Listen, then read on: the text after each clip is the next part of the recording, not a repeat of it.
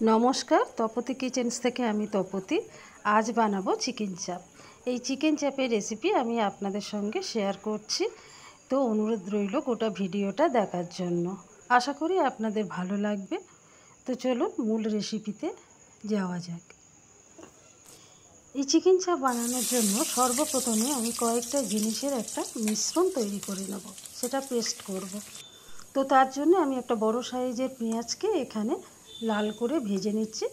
যেভাবে আমরা বেরেস্তা ভাজি ঠিক সেইভাবে ভেজে নিলাম। তারপরে একটা মিক্সার জারে কিছুটা কাজু, পোস্ত আর ওই বেরেস্তাগুলো দিয়ে দিলাম। এবারে এখানে সামান্য জল অ্যাড করব। এই জলটা অ্যাড করার পরে মিনিট 15 রেখে দিলে তারপরে পেস্টটা খুব সুন্দর স্মুথ হয়। তো এবারে আমার পেস্টটা হয়ে গেল। এইভাবে আমি পেস্টটা তৈরি করে নিলাম। আর এদিকে আমি 4টে বড় বড় লেগ পিস নিয়েছি। আর লেগ পিসগুলো তো খুব বড়, মশলা ঢোকার জন্য আমি সামান্য চিড়ে চিড়ে দিয়েছি। তো আমি এখানে এই চিকেনগুলোকে আমি এবার ম্যারিনেট করব। তো ম্যারিনেট করার জন্য আমি একটা বড় মতো পাত্র নিয়েছি, সেখানে আমি চিকেনগুলো দিয়ে দিলাম। 4টে বড় লেগ পিস নিয়েছি আর কয়েকটা ছোট টুকরো নিয়েছি। এই চিকেন চাপের জন্য যে যেমন সাইজের নিতে পারে। তো এবারে আমি 1.5 চামচের মতো কাঁচা লঙ্কা আর আদা বাটা আমি এখানে দিলাম। এবারে আমি দেব 1 চামচ রসুন পেস্ট। তারপরে দিলাম রেড চিলি পাউডার, ঝালের জন্য রেড চিলি পাউডার দিলাম। তারপরে এটা হলো বিরিয়ানি মশলা। সাধারণত এই মশলাটা আমি বাড়িতে তৈরি করে রাখি, যখন ইচ্ছে আমি ব্যবহার করি। তো রঙের জন্য দিলাম অল্প হলুদ আর স্বাদ মতো নুন দিলাম। তো এবারে আমি এখানে দেবো তেল। আমি এখানে সর্ষের তেল অ্যাড করেছি, কেউ সাদা তেল দিলেও দিতে পারে। তো এখানে আমি 5 চামচের মতন, এই 4 চামচের বড় চামচের 5 চামচের মতো দই আমি এখানে ইউজ করছি। তো দই দেওয়ার পরে যে মিশ্রণটা আমি তৈরি করে রেখেছিলাম সেটাও এর সঙ্গে দিয়ে দিলাম।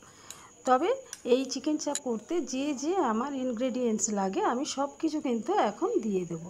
তো এবারে আমি দিচ্ছি এই 4 চামচের 1 চামচ কেওড়া জল।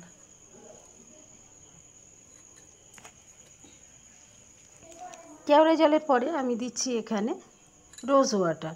1.5 চামচের মতো আমি রোজ ওয়াটার দিয়ে দিলাম। আর এখানে আমি দিয়েছি 4 ফোঁটা মিঠা আতর। এই মিঠা আতরটা দিলে তবে একটা পারফেক্ট চিকেন চাপের গন্ধটা আসে। তো বন্ধুরা, এটা আমি স্কিপ করে গেছি, আপনারা কিন্তু অবশ্যই মিঠা আতর ব্যবহার করবে। তো আমি মাংসের জন্য আমি 4 ফোঁটা মিঠা আতর ব্যবহার করেছি। তো এইবারে দেখুন, কড়ায় আমি পর্যাপ্ত পরিমাণে তেল দিয়েছি আর সেটা মিডিয়াম ফ্লেমে দিয়ে এগুলোকে আমি হালকা ফ্রাই করে নেব। ডিপ ফ্রাই করলে মাংসগুলো লাল হয়ে যাবে, রঙটা ঠিক মতো আসবে না, তাই আমি এগুলো হালকা ফ্রাই করে নেব। আবার অনেকে এই ম্যারিনেট করা মাংসগুলোকে সরাসরি কুক করে নেয়। তো কাঁচা মাংসটা আমার ভালো লাগে না, তাই আমি এখানে হালকা ফ্রাই করে নিয়েছি। তো আমার ফ্রাই হয়ে গেছে, দেখুন ঠিক এইরকম কালার এসছে।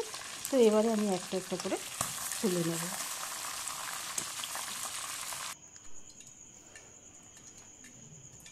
তো আমার তো অনেকটা তেল ছিল, খানিকটা তেল আমি নিয়ে নিয়েছি। এবারে কিছুটা তেল রেখে তার মধ্যে গোটা গরম মশলা অ্যাড করলাম, সে হলো লবঙ্গ, দারচিনি আর এলাচ। তো বন্ধুরা, আপনারাও ট্রাই করে দেখুন, এই চিকেন চাপটা খুব ভালো লাগবে। এটা পোলাও, লুচি, পরোটা সবার সাথে ভালোই জমে। তো আমার ভিডিওটা যদি ভালো লাগে প্লিজ লাইক, কমেন্ট, শেয়ার করে দেবেন। আর নতুন চ্যানেলটা সাবস্ক্রাইব করার অনুরোধ রইল।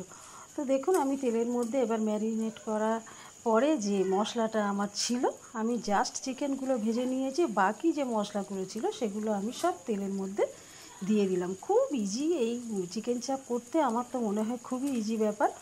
জাস্ট মশলাটা একটু কষে নিয়ে আমি তারপরে চিকেনগুলো আমি এর মধ্যে দিয়ে দিলাম। চিকেনগুলো দিয়ে দেওয়ার পরে আমি বেশি জল দেবো না, জাস্ট বাটিটা ধুয়ে আমি জলটা দিয়েছি। আর তারপরে এটাকে ঢেকে ঢেকে মিডিয়াম ফ্লেমে এটাকে কুক করতে হবে। তো আমার প্রায় কুক করা হয়েই গেছে।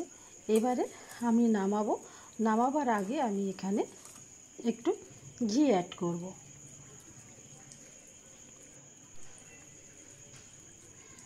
একদম ফাইনালি আমার চিকেন চাপ একদম রেডি। আমি ঘি অ্যাড করে দিলাম। এবারে আমি সার্ভের জন্য রেডি করব।